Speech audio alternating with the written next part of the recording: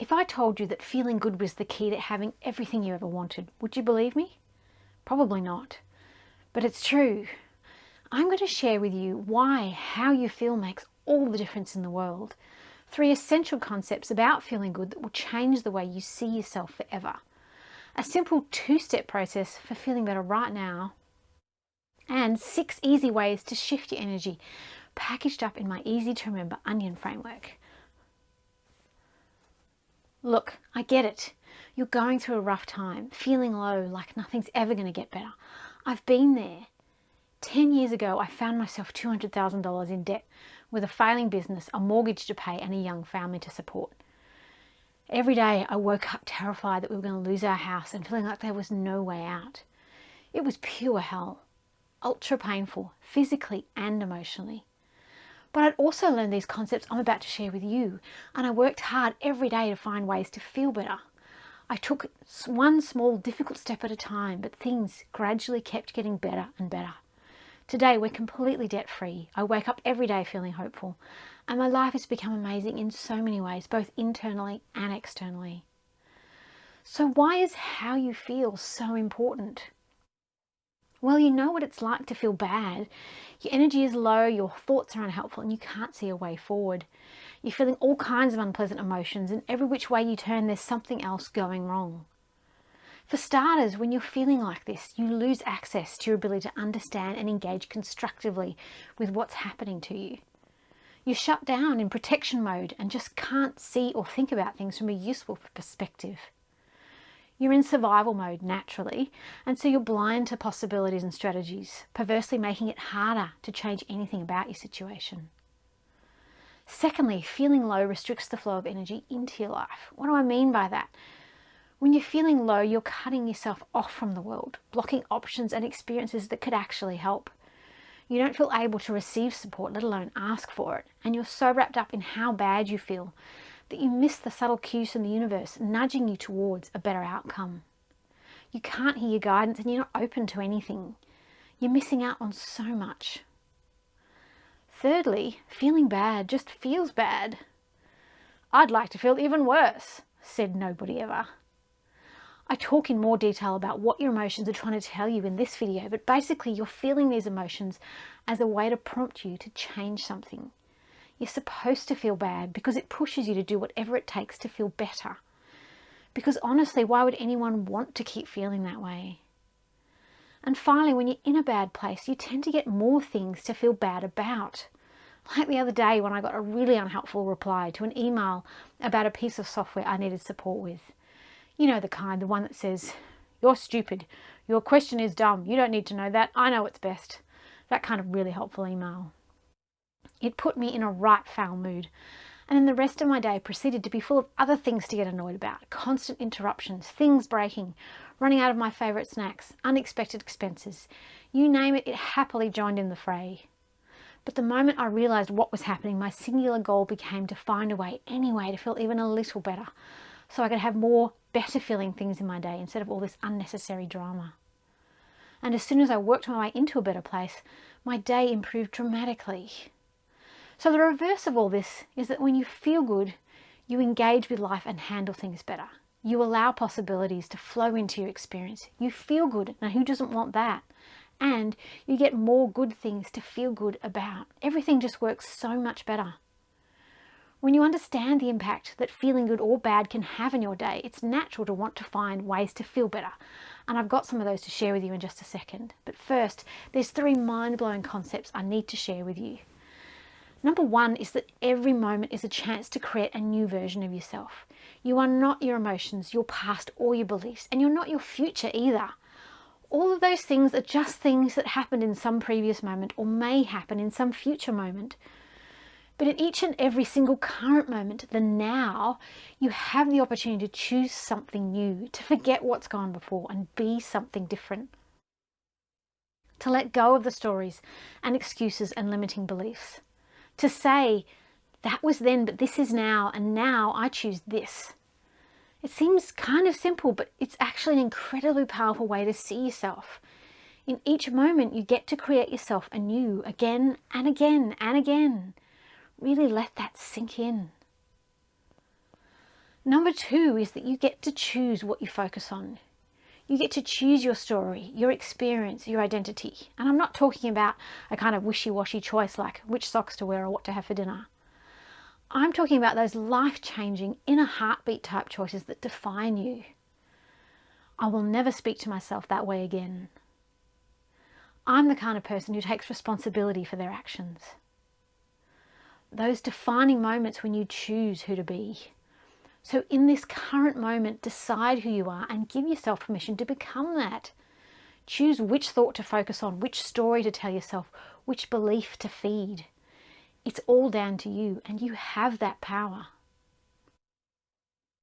Okay, ready for the last one? Number 3 is that nothing is more important than feeling good, and I mean nothing. This one can be really hard for people to swallow, including me, because it seems like it's all about self-indulgence. Eat whatever you want, take drugs, sleep around, party on. But it's not that kind of feeling good. That kind's fleeting and leaves you feeling hollow and usually even worse afterwards. I'm talking about long-term, sustainable good feelings. Feelings that tell you you're on track, aligned with your purpose, becoming the best version of you. Feelings that lift you up, change your worldview and spill over into everything around you. Because when you feel good, not only are you attracting even more things to feel good about, you're becoming a force for good in the world and uplifting others. And of course, it feels good. So prioritize feeling good and watch everything change. So with these 3 world-bending concepts in mind, let's talk about the simple 2-step process to start feeling better right now. But I should warn you, this process might look simple, but that doesn't mean it's easy. Yes, you can do this right now, but what makes it challenging is that you have to implement those 3 concepts I just mentioned. 1, you have to be willing to see the possibility in this moment. 2, you have to be willing to exercise your power of choice. And 3, you have to commit to doing whatever it takes to feel good. Ready? Step 1 of this process is to find something that offers a good feeling to you. It might be your favourite song, a beloved pet, a beautiful flower, a sunny day. The form it takes is irrelevant. Just make sure it's actually something that elevates and inspires. No quick fixes here. Look for things that are real and genuinely good for you. And in the moment, it might be hard to find those things, so I suggest making a list as you learn more about what makes you feel good. Keep that list handy and refer to it when you need to feel better. Only you'll know what needs to be on that list, and be willing to let it change as you change. Step 2 is to choose to accept that good feeling being offered and match it. Instead of dismissing the proffered hug, ignoring the beauty in front of you, or curling your lip in disdain at all the Pollyanna positivity on show, you allow it in. You open yourself up. You accept the gift being offered and bask in it. You see the goodness and you rise up to meet it. See? Simple but not always easy. Your mind will probably throw all kinds of reasons at you as to why this is dumb or stupid or embarrassing or pointless or annoying or a waste of time or icky or lame or whatever dismissive word it can conjure up. And out of habit, it will be easier to believe those thoughts and deny yourself the chance to feel better. That's why it's hard. You have to make a different choice against all of your better judgment because you've made a commitment doing whatever it takes to feel good, remember? And how you respond is the only choice you have. Everything you want is on the other side of that choice. Now, I want to offer you some simple ways that you can start feeling better instantly, starting from things that are innermost and the most passive, all the way to very outward active strategies, just like the layers of an onion. Keep in mind that these are just examples of practices that many people have used to feel better, so try to feel inspired by them, not limited. One of the most inward passive things you can do to feel better is to practice mindfulness. Simply become aware of how you're feeling in the moment, what you're experiencing. Observe your thoughts, feelings and actions impassively, without judgment. Notice your environment, your current situation, the people around you. Focus on your breath, your body, your senses.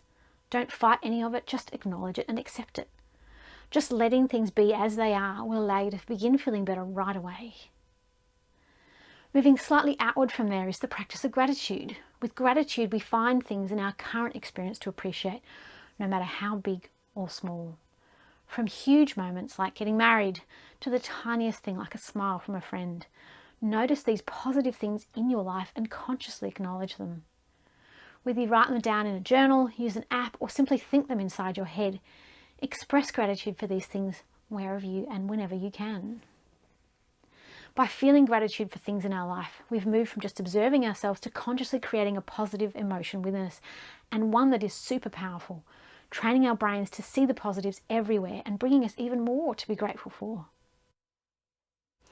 Getting even more active, we move to visualizations and affirmations.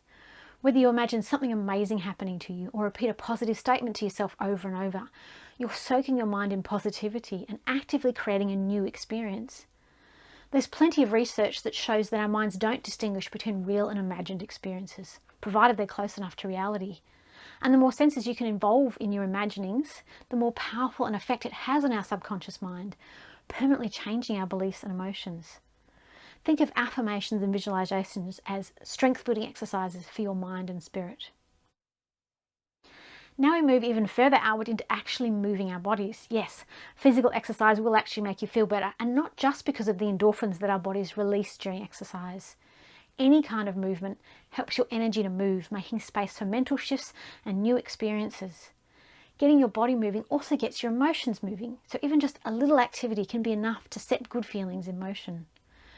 And it doesn't have to be super exhausting exercise either. Even gentle movement like walking or yoga can work wonders.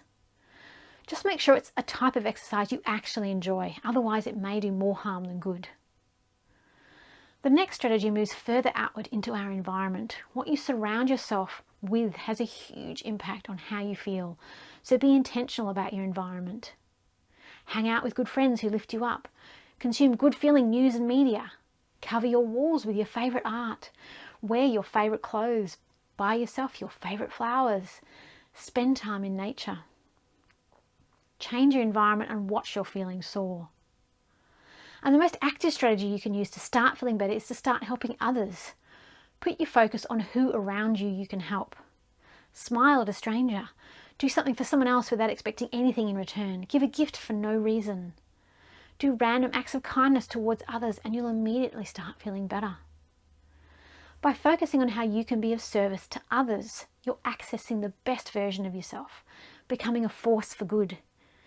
You're also radiating positivity outwards, uplifting others, which in turn elevates you. To help you feel even better, I've linked to a resource that will give you even more ways to feel good, no email required. Keep in mind that none of these methods is better than the others. They're just different, so try them all out and see which ones work for you. But if you want to max out your good feelings, then you're also going to need to understand what your emotions are trying to tell you.